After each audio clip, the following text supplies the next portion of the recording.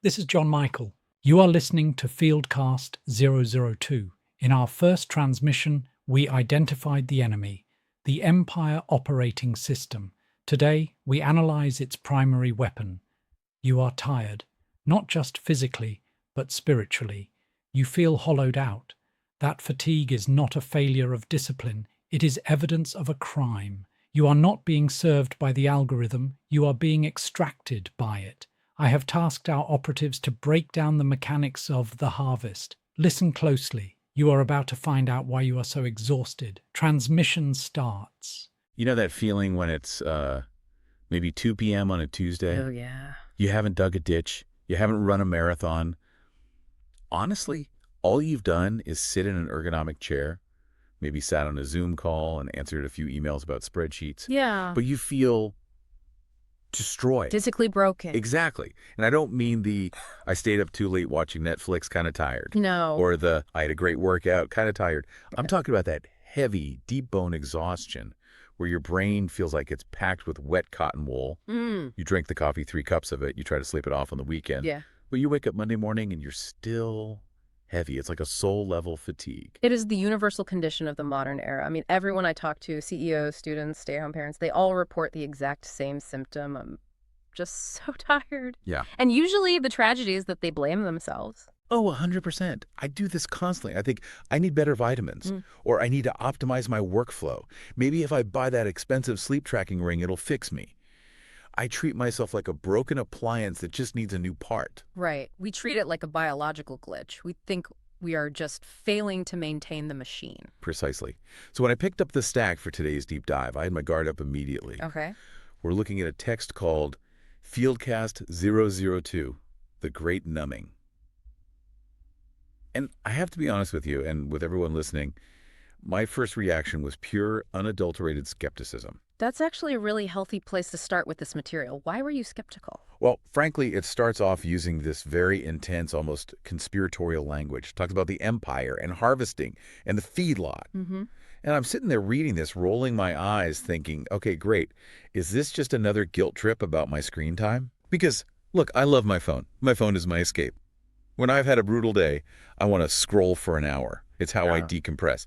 So I walked into this thinking, here comes another lecture telling me I'm a bad person for liking TikTok. Or worse. Or worse, some kind of spiritual sales pitch. But you kept reading. I did. I forced myself past the first few paragraphs, and something weird happened. About 3 pages in, it stopped feeling like a lecture and started feeling like a diagnosis.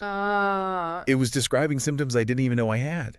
It wasn't trying to sell me something. It was trying to show me a blueprint. That's the key shift. If you read this text as a spiritual sermon or a self-help pamphlet, you miss the point entirely. You have to read it like a leaked document from inside a system. A leaked document. We need to look at this like we're decoding a crime scene. A crime scene. That feels a bit dramatic, doesn't it? I mean, we're talking about being tired, not a murder mystery. It is dramatic, but it fits the evidence. The thesis of this deep dive is simple, but it's actually terrifying if you really sit with it. The text argues that you aren't tired because you're working too hard.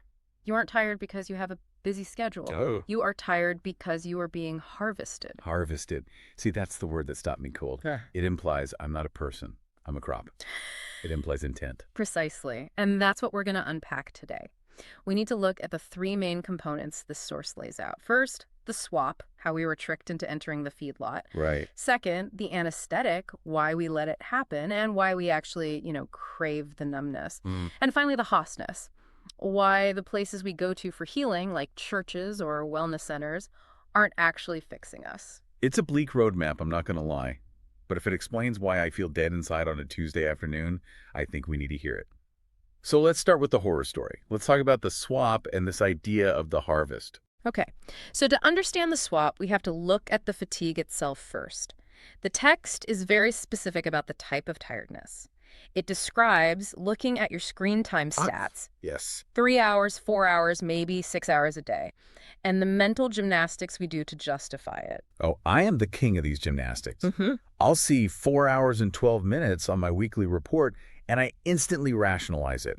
I tell myself, well, I was just switching off. I worked hard today. I deserve to zone out. Of course. I view that scrolling as my rest period. It's my downtime. It's me time. Right. And that is the trap. The text corrects that assumption brutally. It says, you don't feel rested. You feel hollowed out. And that's the critical distinction. Real rest restores you. It fills the tank. You go for a walk, you read a book, you sit in the garden, you come back feeling more than when you started. Yeah, you feel replenished. But this specific activity, this zoning out into the screen, leaves you feeling scraped empty. The source argues that you aren't switching off, you are plugging in to be drained. Plugging in to be drained. That's a Matrix reference if I've ever heard one. But practically speaking, what does that mean? How can looking at a screen physically drain me? I'm just lying there. It brings us to the swap. This is the core mechanism of the trap. The text calls it the empire's greatest magic trick. Okay. And the trick is convincing you that you are the customer. Wait, unpack that. Of course I'm the customer. I bought the phone. I pay for the data plan. The apps are there for me to use. They're tools. I use them to talk to my friends or see what's happening in the news. I am the user. Are they tools? I mean, think about a hammer. A tool sits in the toolbox until you need it. A hammer doesn't beg you to pick it up at 3 a.m. Good point. A hammer doesn't track your eye movements to see which part of the nail you're looking at so it can change its shape to be more appealing. That's the lie. The text says we believe the feed exists to serve us, to entertain us, or to connect us. Yeah. But that is a fabrication. The feed does not exist to serve you. It exists to mine you. Mine me for what? My data. Because I've heard the whole data is the new oil speech before. We all know they sell our preferences to advertisers. Right. If the product is free, you are the product. I get that. It goes deeper than data. Data is just the receipt. Data is just the byproduct of the transaction. The source text specifies the actual fuel source. It says the empire runs on human soul. Okay, hold on. That sounds poetic, maybe a bit metaphysical.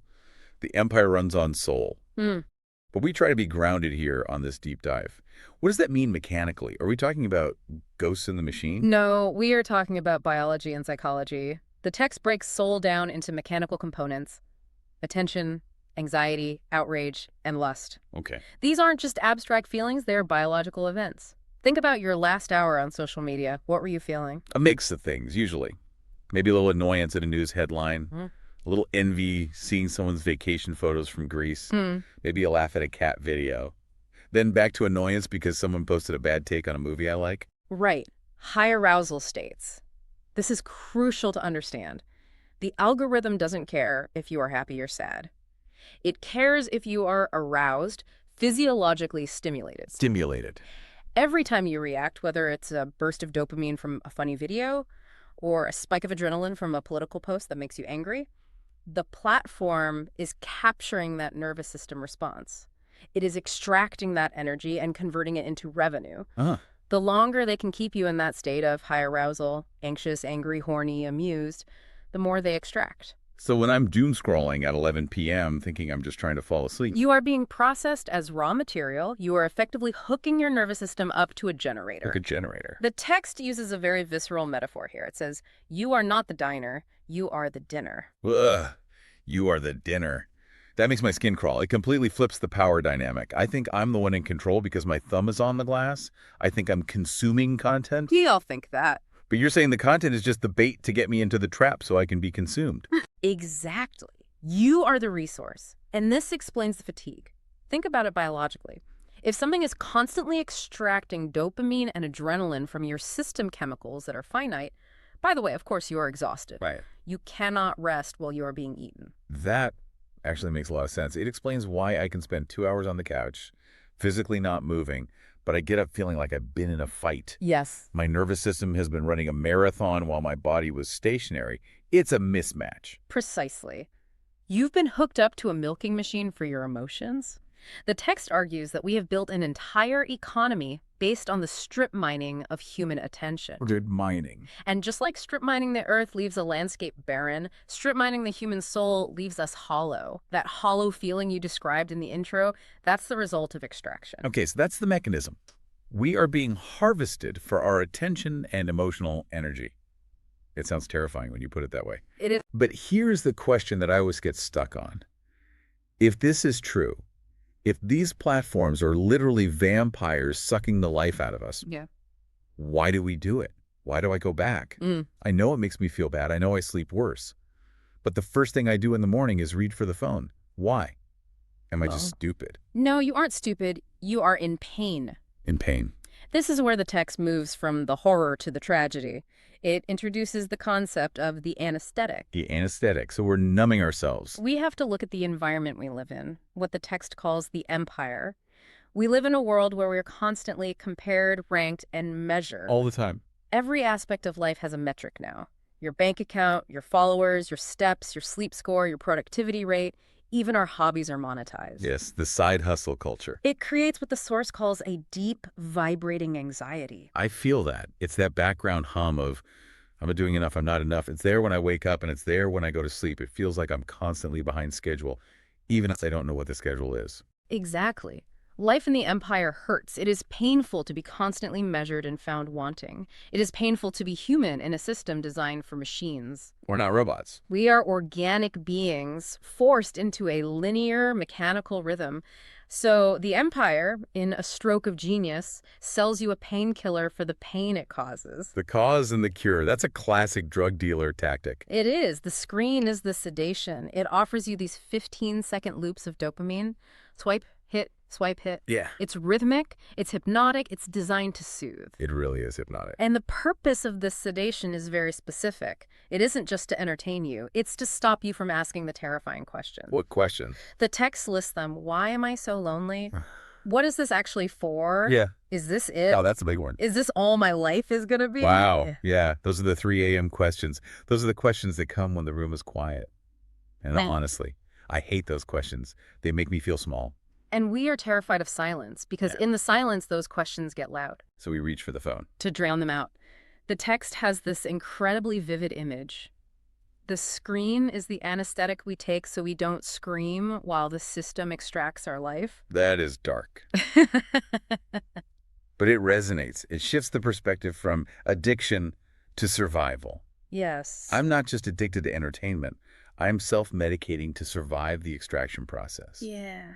I'm using the phone to numb the pain of being a modern human. And that's why it's so hard to stop. You aren't just breaking a bad habit. You're agreeing to feel the pain again. Right. You're agreeing to sit in the silence and hear the screaming of your own soul. The text argues that we have forgotten how to be bored, but more importantly, we've forgotten how to be sad. We have forgotten how to be lonely. Wow. As soon as those feelings rise up, we swipe them away. But isn't that a good thing? Who wants to be lonely? Who wants to be sad? If I have a device in my pocket that can make me laugh instead of cry, why shouldn't I use it? Isn't that progress? That's the argument the system makes. But the text argues that those feelings, loneliness, boredom, sadness, they are signals. They are check engine lights. Loneliness tells you that you need community. Boredom tells you that you need to create something. If you constantly tape over the check engine light, eventually the car explodes. By numbing the negative feelings, we also numb our ability to change our situation. We become passive. We become livestock. This feels like we're trapped in a loop.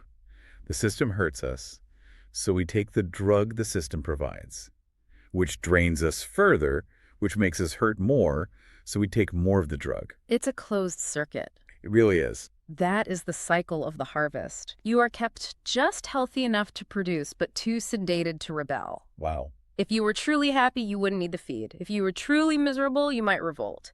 But if you are just numb, you stay in the pen. So naturally, when people realize they are broken, when the fatigue gets too heavy, they look for help. I know I have. Of course. You go to a therapist, or you go to a yoga retreat, or for a lot of people, you go to church. You look for a holy place. You expect a rescue. You want someone to break the circuit. And this brings us to the third part of the text, which is perhaps the most scathing critique in the document.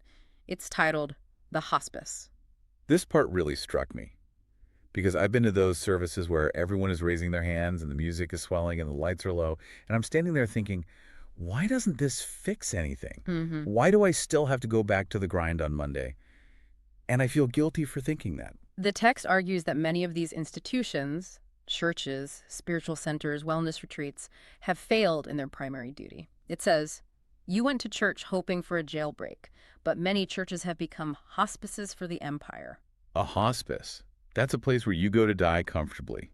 That is a heavy accusation. It is, but look at the function. They know you are dying. They know the culture is eating you alive. Okay. But instead of handing you a weapon to fight your way out, instead of giving you the tools to disconnect from the system, they offer palliative care. Palliative care is just symptom management. It's not a cure. It's morphine for the dying. Right. The text lists the treatment plan offered by these hospices: a softer song, a motivational talk, a comfortable seat, a 3-step plan for a better you. Ugh. They hold your hand and help you cope with being livestock. That is a savage line. Help you cope with being livestock. It makes me feel insulted, but also kind of seen. It implies that the institutions have accepted the premise of the empire.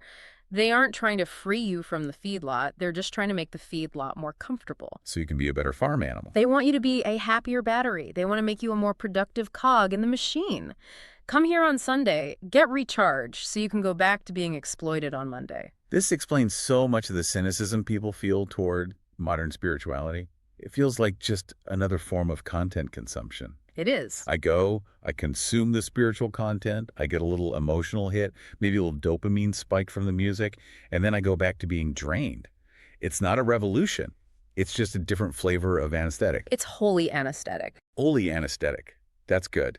Because a true jailbreak, as the text calls it, would be hard. It would require a radical disconnection from the system. It would require telling people to stop being consumers, to stop seeking validation, to unplug, to embrace silence. Things that don't make money. To do things that don't scale. And that is a hard message to sell. It's much easier to sell comfort. It's much easier to tell people God wants you to be successful than God wants you to wake up and unplug. So we have the horror of the harvest, the tragedy of the numbing, and the failure of the institutions to save us. This is the part of the deep dive where I usually ask, is there any hope? Right. Or do we just curl up in a ball and accept our fate as batteries? Because right now the scoreboard looks pretty bad for Team Human. I'm feeling defensive again. Are you saying there's no way out? No, the text does pivot here, but it doesn't offer a soft hope. It offers a hard hope. Hard out. And strangely, the hope begins by reframing the fatigue itself. How is being tired a good thing? I hate being tired. The expert voice in the text, the codebreaker, argues that your fatigue is not a defect, it's a function, it says.